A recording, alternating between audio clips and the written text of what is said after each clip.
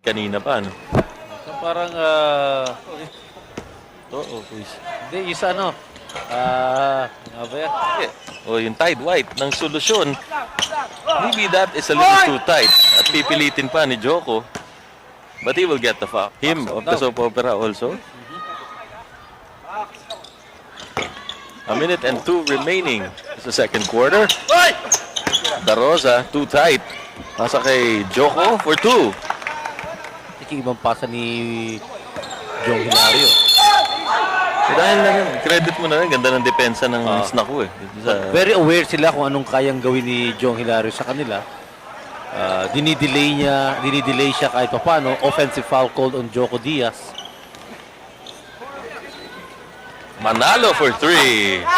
And it's rare today.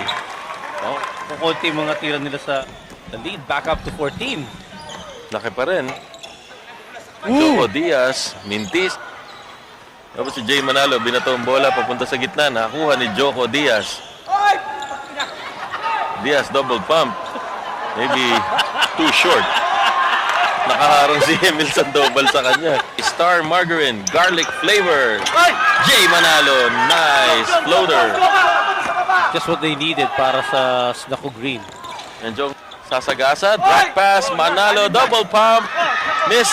It's tall enough to see where the double team is coming from. A missed shot by Joko Diaz. Laki ng laking bagay yun. Parang butas-butas eh. Parang